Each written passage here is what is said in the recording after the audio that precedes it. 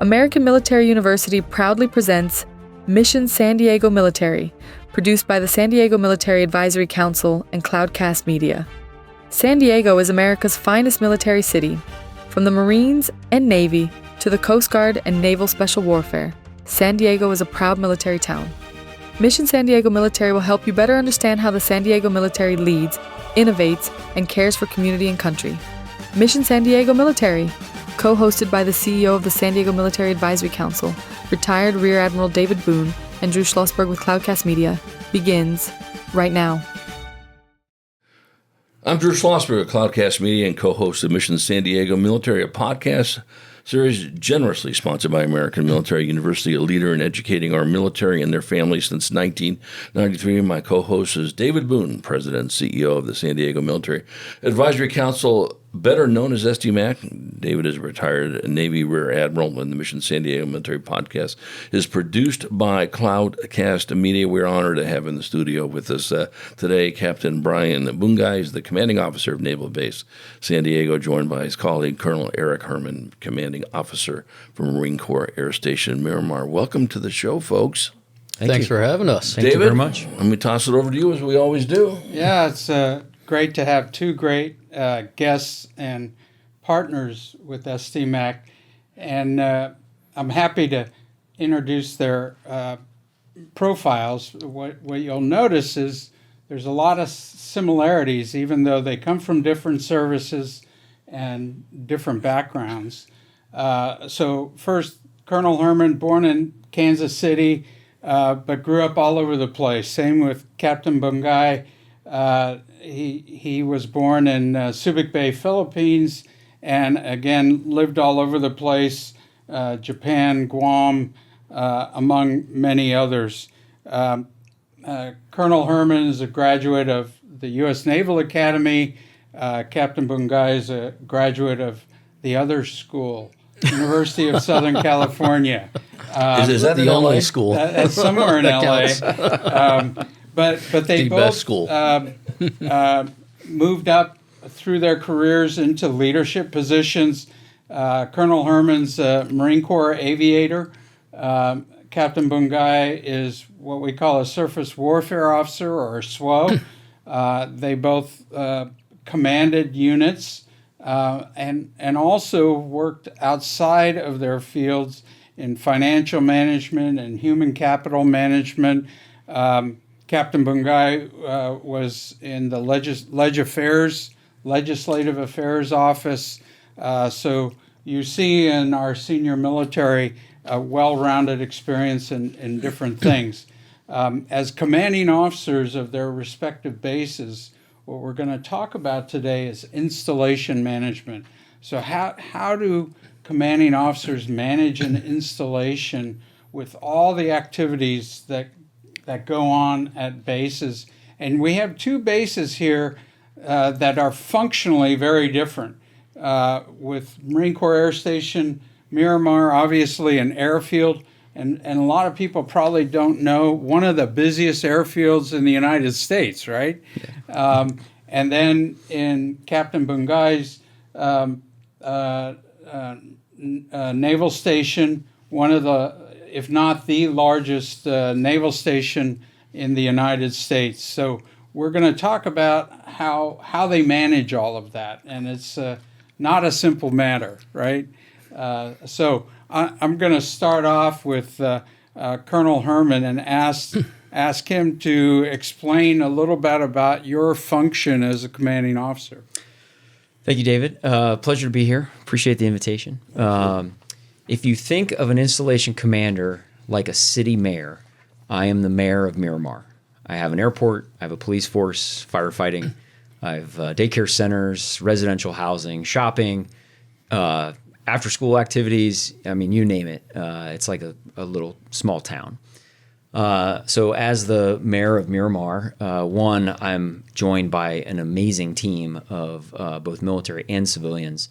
And some of my civilians are former military that have been serving in their role for 20, 30. In some cases, I've got a couple people on the staff that are nearing 40 years of civil service, which is just truly phenomenal.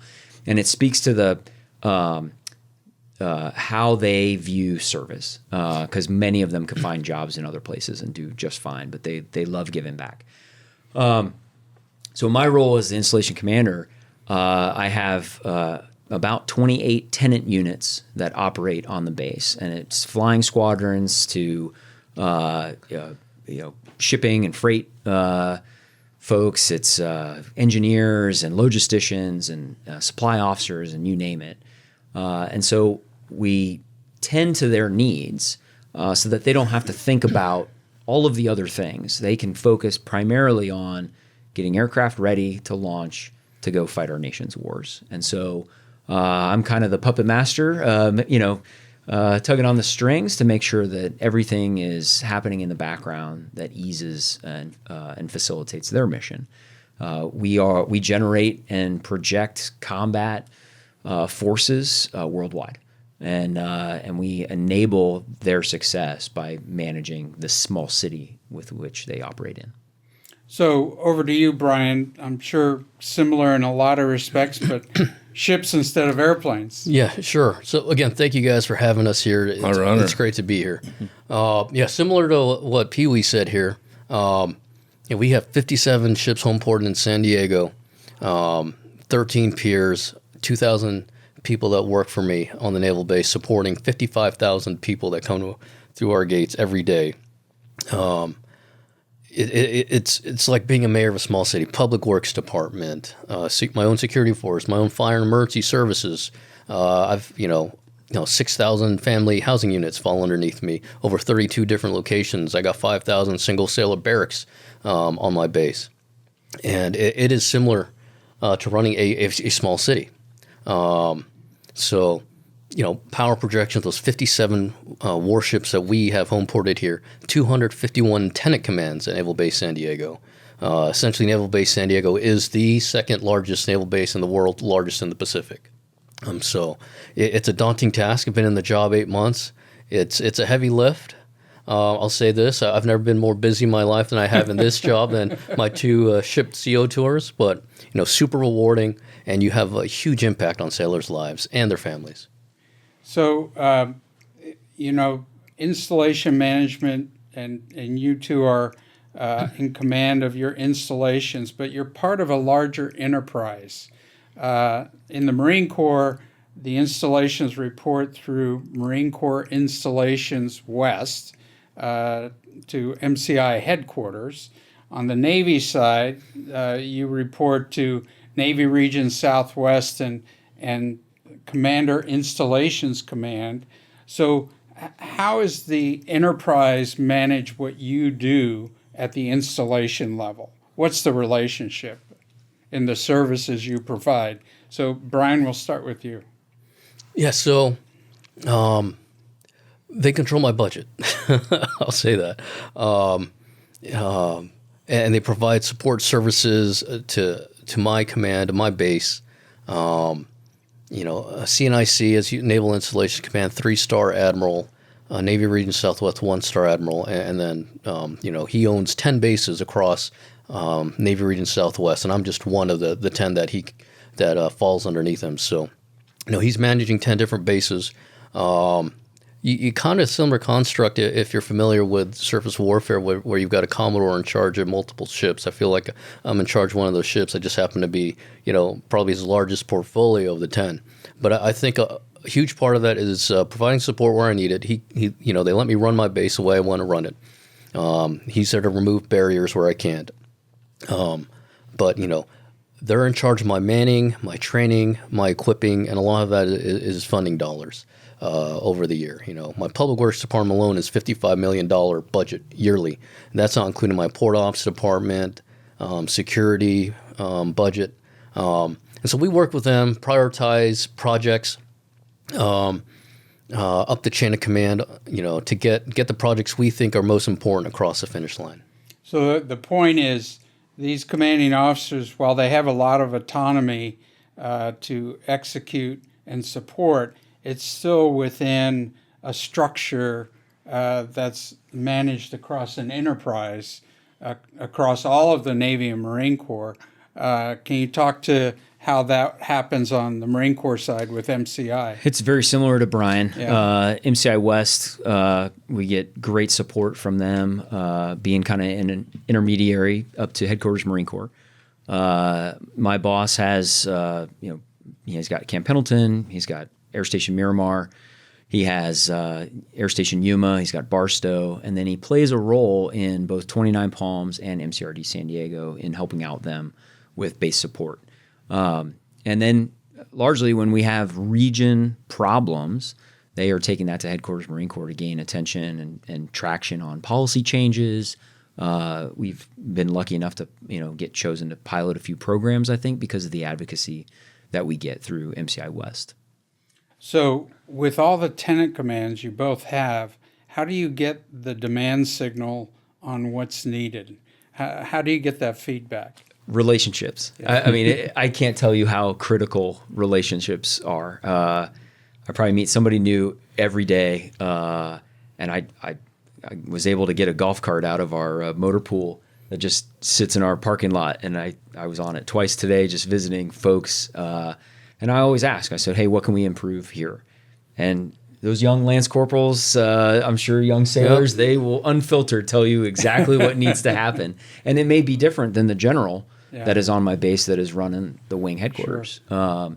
But it really starts with building the relationships, because if you are standoffish, nobody's going to tell you anything's wrong. They're going to complain, but it won't come straight to you. And I always try and get right at the heart of the matter to find out what is the most needed. How about you, Brian? Yeah. How do you get feedback? Same thing with, you have the informal route with the partnerships that we have, and then you have the more formal routes where, I do a monthly tenant meeting with all the COs. I just had it actually last week with 251 of my tenants. And then we have various monthly meetings, quarterly meetings, IMIGs, RMIGs, regional maintenance integration groups, installation management. So I don't want to bore you guys with all those details, but that's how we kind of get everyone together, prioritize what needs to be prioritized at the installation, and then we forward them up to the region, and then region gets all 10 bases together, figures out what their priorities are, and then the region, our region admiral goes up, to the CNIC level and competes at the CNIC level. But again, building partnerships, knowing who to call in your Rolodex whenever there's a problem. I've got it like this. I've got a JROTS unit that's coming tomorrow, and they wanted to visit the ships. Made a quick phone call to a Commodore, say, hey, you got a ship available, and what's it called? Partners go back and forth, right? When John P. Murtha came back with Artemis. Yeah.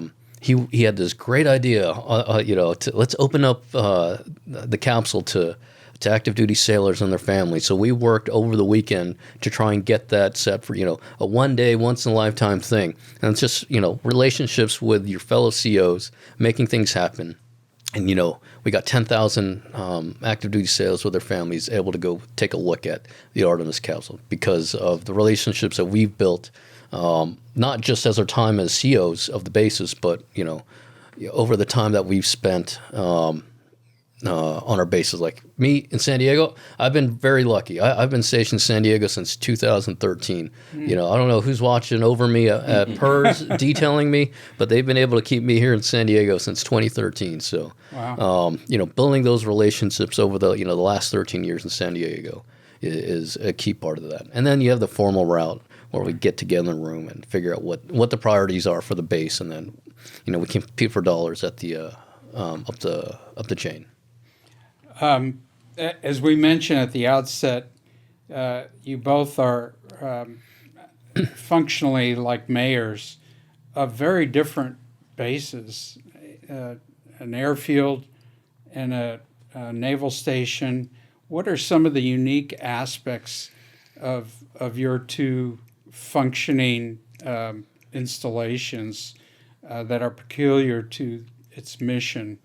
Erik, can you start with the airfield?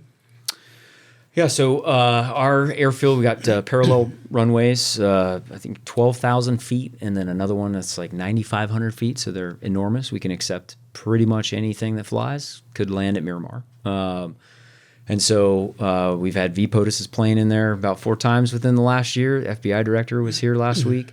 So we get utilized often to care for other federal agencies, which I think is a great partnership across federal entities.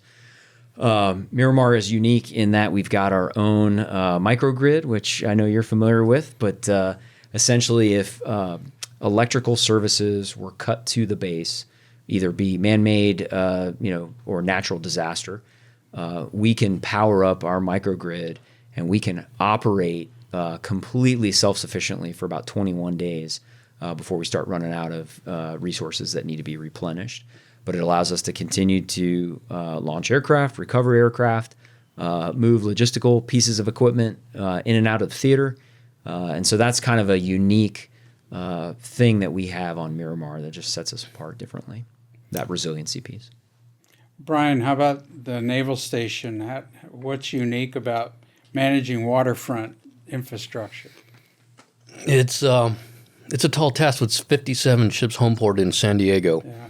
It compounded by, we have a lot of foreign ships that also come here to San Diego. We got Rim of the Pacific exercise that's coming, so we're expecting a lot of foreign ships to come to San Diego with the limited amount of pier space that I've got. Right, I've only got actually 43 berths on across my 13 piers. So managing that problem, the good thing is usually half of them are deployed or conducting exercises. So I've most of the time I got pier space. And the other part that people don't realize about Naval Base San Diego is that it's not just the wet and dry sites. We have 1,700 land acres, 326 acres of water under our control. But I've got several buildings downtown that fall under my purview. Yeah. I've got Admiral Baker Golf Course, which falls under my, which is great, right? I'm a huge golfer, so that's great. To get a tea time whenever I need it. Thanks, Jerry. And then the military housing piece, with the amount of housing that fall underneath us. But going back to your question about the managing the amount of ships that we get on a daily basis and all their requirements that need, whether they go on shore power, or whether they require 4160, the various different power requirements of ships require, like Flight 3 DDGs require different source of power than an LCS versus an LHD, and so it's a complicated problem that we have, and I've got a great team that's able to do that, but being able to refuel all those ships in port, get them underway on time and within budget. That's been one of our biggest issues this year has been staying within the fiscal constraints that we have and what we can provide services to the ships. But I'll say this, even though I say that, CNIC and Region have been fully supportive in getting the dollars that we need to make sure our ships are ready and ready to go forward. Sure. Yeah, I'm Drew Schlosberg of Cloudcast Media. You've been listening to another edition of Mission San Diego Military Podcast Series, sponsored by American Military University. We're going to be right back with a short break and hear more from Captain Brian Bungay. He is the commanding officer of Naval Base San Diego, joined by his colleague, Colonel Erik Herrmann, commanding officer for Marine Corps Air Station Miramar, right after this short message. My first PCS, when I came back to stateside, we were so stressed out. Everything was just thrown at us, and I wish I could just go back and tell past me, like, hey, it's going to be fine. Go with the flow. I'm Drew Schlosberg of Cloudcast Media and co-host of Mission San Diego Military Podcast Series, sponsored by American Military University, a leader in educating our military and their families since 1993, joined by my co-host David Boone, President and CEO of the San Diego Military Advisory Council, better known as SDMAC. We're chatting with Captain Brian Bungay, commanding officer at Naval Base San Diego, and Colonel Erik Herrmann. He's the commanding officer for Marine Corps Air Station Miramar. I want to back up a little bit here. And how did you folks get in the military? I'll start with you, Captain. So I am a Navy brat. I was born, like the Admiral was saying, was born on Subic Bay Naval Base. Mm-hmm. My dad was, an E3 SKSN storekeeper for those old types who remember what storekeepers were. Being essentially in the Navy atmosphere my entire life, the family day cruises, the Tiger cruises, taking tours on my dad's ships, eating dinners on the ship in the chief's mess. My dad's retired senior chief petty officer. Kind of set me up and put me on the path of where I am, and a little nudge from them, right? My mom and dad definitely wanted me to join in some capacity, and college isn't cheap, especially USC. Yeah. So the ROTC scholarship definitely helped me do that. But yeah, it's been a combination of essentially living on military bases, Navy bases my entire life, and loving it for the most part, and getting to see the world, right? I'd never lived in one place more than 3 years. We lived in Subic Bay Naval Base. My dad then moved to Australia. He was then stationed in Alameda, spent some time in San Diego, and then Yokosuka, Japan. I went to school in Yokosuka, an Alcee Kinnick alum. So it was just natural for me to want to join the military. Your and dad, follow my dad's footsteps. As a retired senior chief, must be amazed that his son was commanding officer of a surface warfare officer and commanding officer of 2 LCS ships. He must be scratching his head. I gotta believe, and awfully proud of you. Yeah, he did something right, but credit to my parents. My brother is a lieutenant colonel in the Air Force, so wow. Our family is a family of service. My dad, he likes to say, he grew up poor in the Philippines. He had an opportunity when the U.S. Navy was recruiting in the Philippines. He jumped on the opportunity, and he said, I was 5 out of like 5,000 people that applied, and he was one of the few that got in. And so, it's just a legacy of service of my father.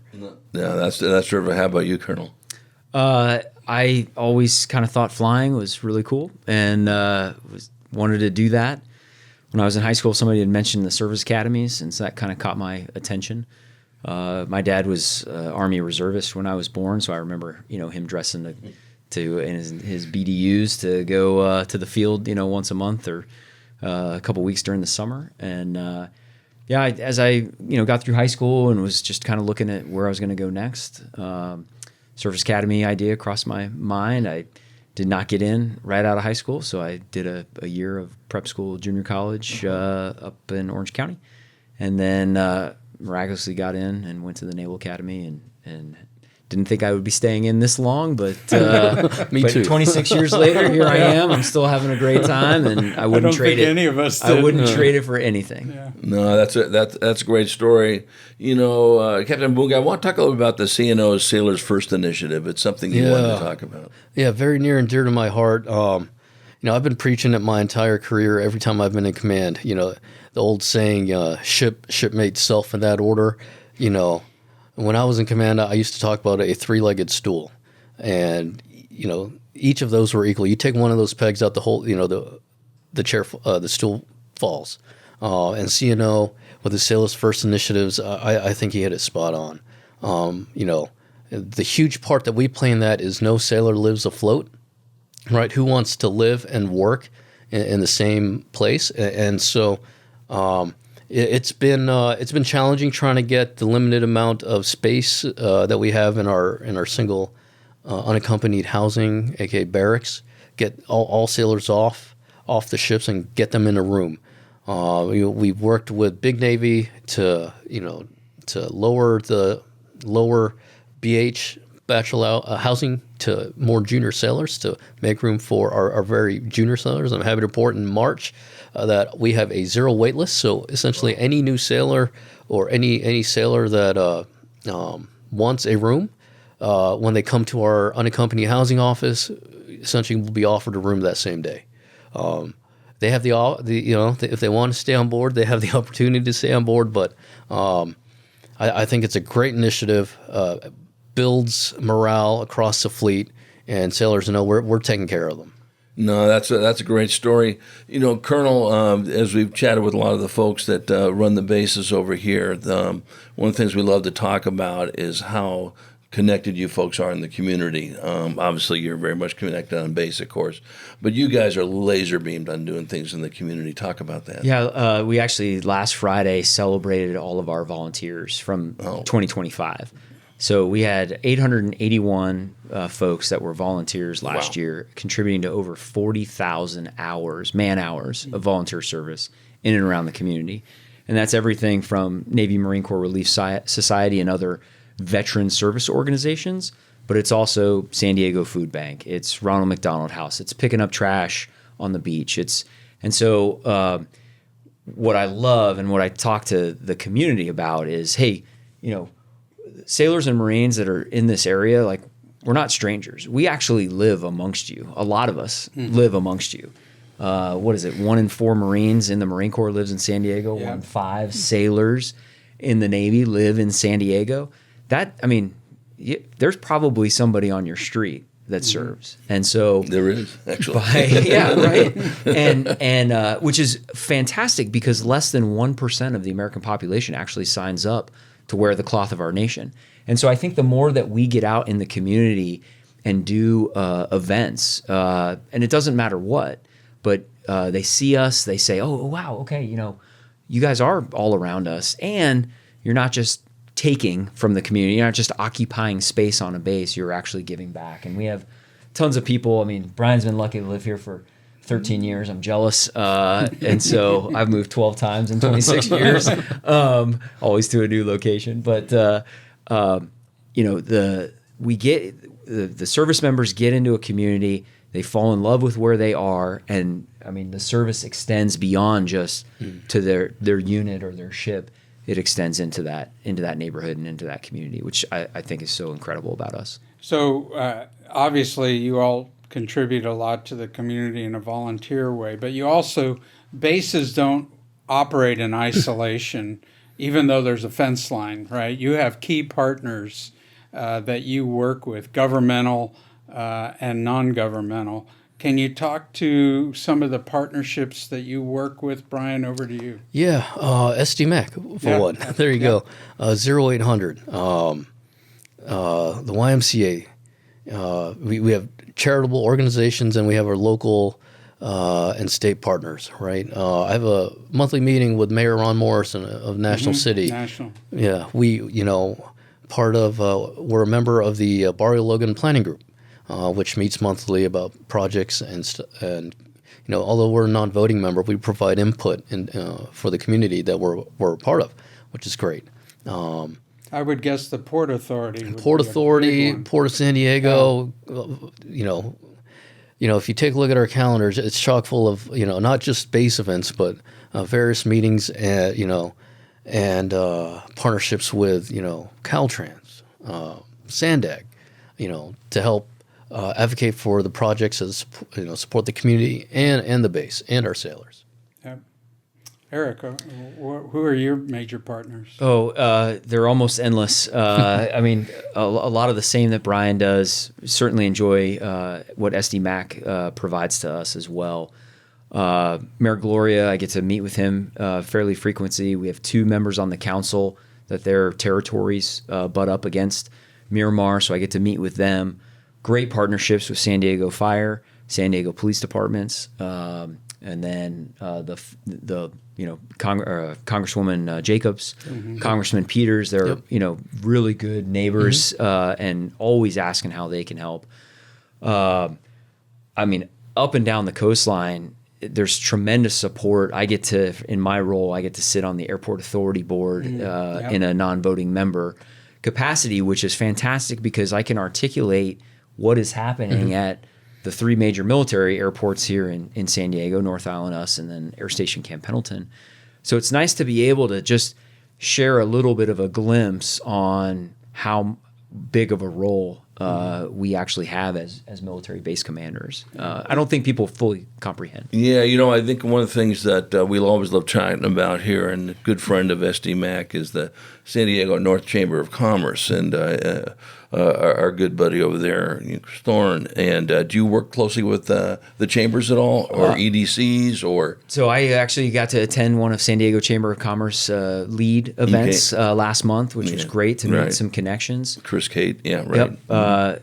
Colonel Hauser up at Camp Pendleton, she participates with Carlsbad and their Chamber of Commerce, and so she's really well tied in. So it's been really nice because I'm getting to meet individuals that I probably wouldn't meet otherwise. And so I think we kind of get spoiled because like our 06 partners that are not, doing what we do. I have no idea. They have and then we show up somewhere and we're with our colleagues and they're like, how do you know all of these people? And I'm like, well, I see them like once a month at a breakfast or at a whatever. So it's pretty nice to be as involved. And I mean, the good thing about San Diego, even though it's the 8th largest city, it still feels like a small town. You know what I mean? There's that sense of like you're not a stranger in this community. It's the smallest big town in the history of humankind, right? And anyone who's spent any time here, knows that. What to your point, Colonel, and I know you feel the same way, Captain, is that you can just pick up the phone and you pick a topic, whoever it is, and they'll come out there and want to support your efforts on this. David? Talk about some of your major challenges. You don't have unlimited resources. You have a high op tempo. So what are some key challenges that you're confronted with that shouldn't be a surprise for any large enterprise, right? So Brian, over to you. What are some of your challenges? I hate to talk, but it's funding and the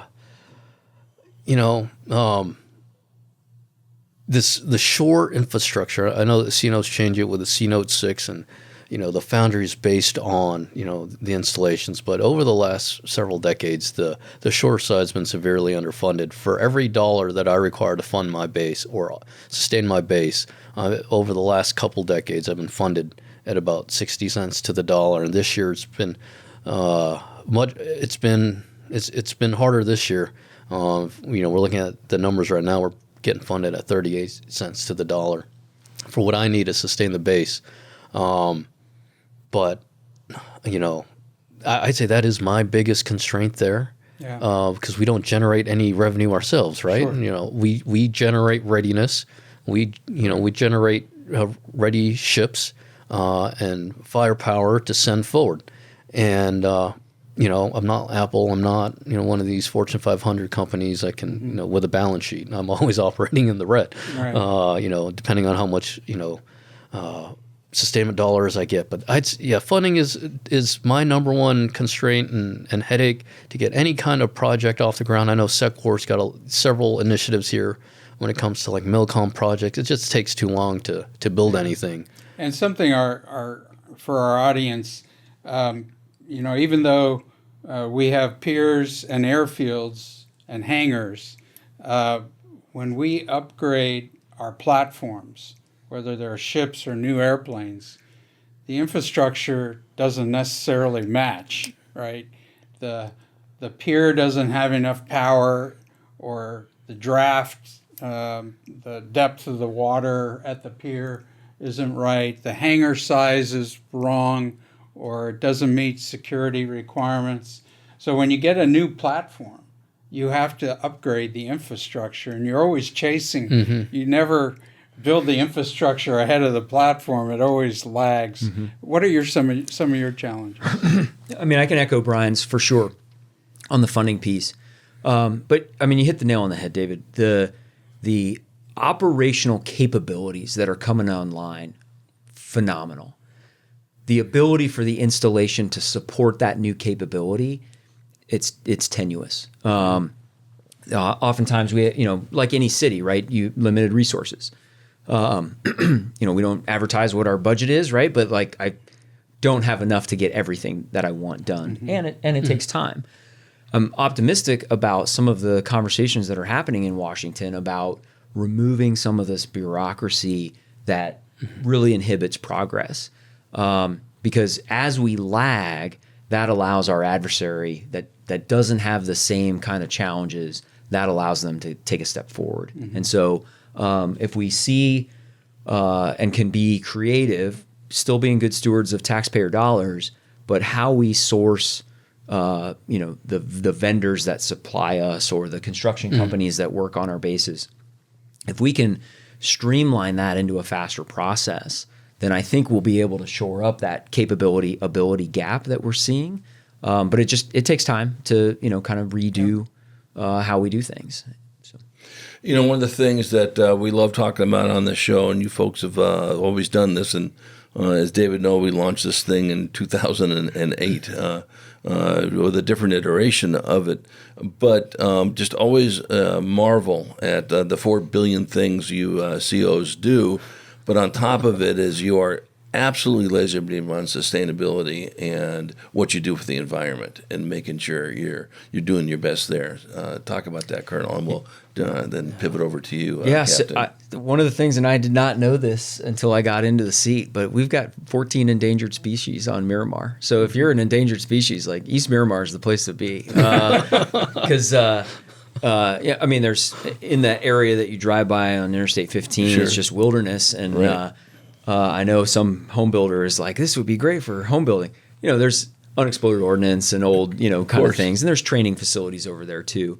But it's a habitat for wildlife in the middle of a city. I mean, we've got around all of our fence lines, we border population centers. And so it's nice that we have space. I've got an incredible environmental team. So anytime any type of project is taking place, they're walking the ground. They're not getting in the way of things that need to happen. They're not, saying, oh, hey, we can do this, but we got to find a way to do it this way. And it becomes very easy. And they've got great partnerships with San Diego County environmental, state officials as well, to follow the rules, to protect, what we have. I love to camp. And so, walking the terrain in East Miramar, that's therapy for me, just to be out in the wilderness. And so it's nice in our little bubble that we kind of have this environmental, construct out there. Without question, Captain. Yeah. I want to highlight two things. Our intergovernmental service contracts that we have with the city and state. Choi's Creek, we clean up Choi's Creek for the city. And I'd love to show you before and after pictures of what it looks like, when the planted eelgrass as well, right? Yeah. As a buffer. Mm-hmm. Yeah. Yeah, we provide the buffer so it doesn't flow into the harbor, and we go ahead and clean up the trash that builds up there, and then actually two other things, like we have over 500 car charging battery stations on base across the wet and dry sides. So we're clean energy forward, and then when our ships plug into the grid, we're actually supplying power to the grid, and we get some credits from the state for doing that. So whenever our ships, aren't plugged into shore power, well, when they are plugged into shore power and providing power to the grid, that's how we're helping support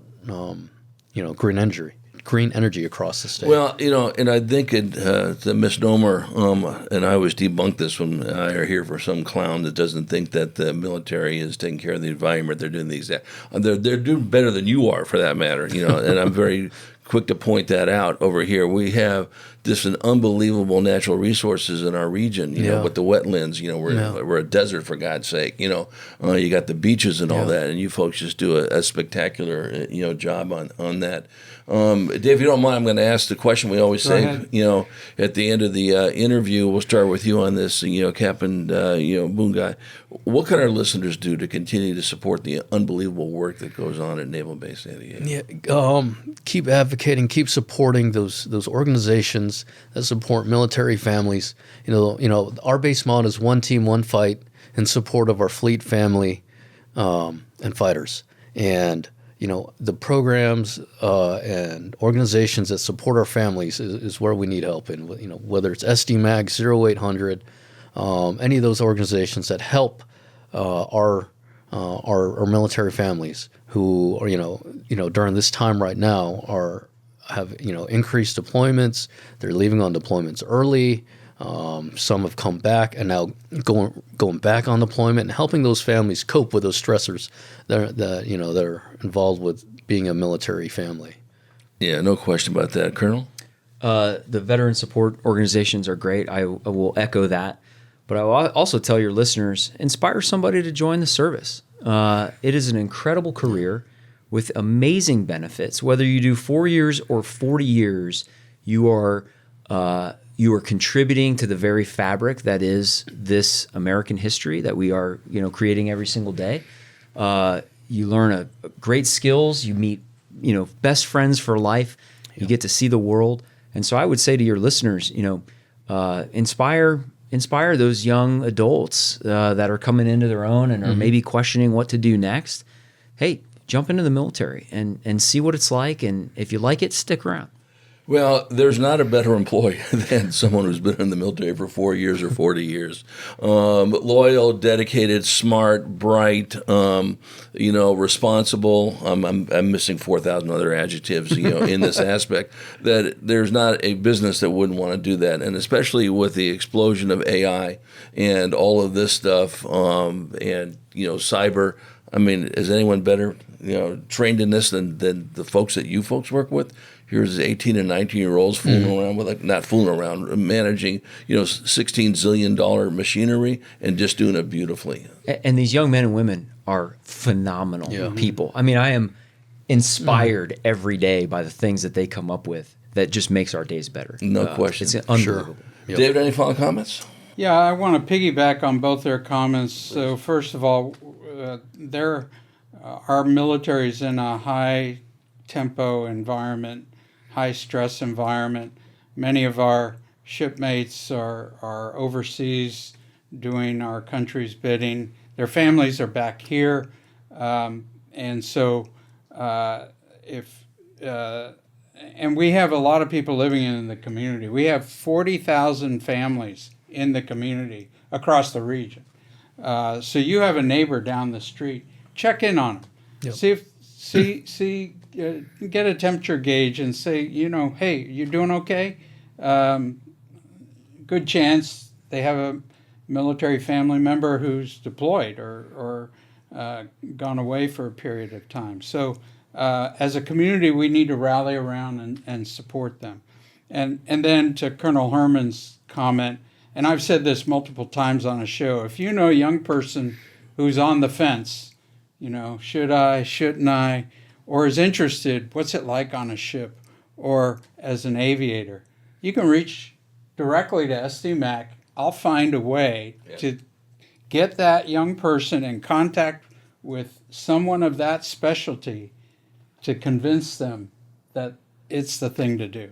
Yeah, there's no question about it. Well, thank you so much, Captain Brian Bungay, Commanding Officer, Naval Base San Diego. Your colleague, Colonel Erik Herrmann, Commanding Officer for Marine Corps Air Station Miramar. I appreciate great content as usual for our audience. And to our audience, we hope you enjoyed the interview. We hope you enjoyed this episode of Mission San Diego Military, presented by American Military University, an educational leader for active duty military, veterans, and their families. Mission San Diego Military is produced by the San Diego Military Advisory Council in partnership with Cloudcast Media, the national leader in local podcasting. We're sure you learned quite a bit about why San Diego is America's finest military city. Please like, subscribe, and share the show. Cloudcast Media.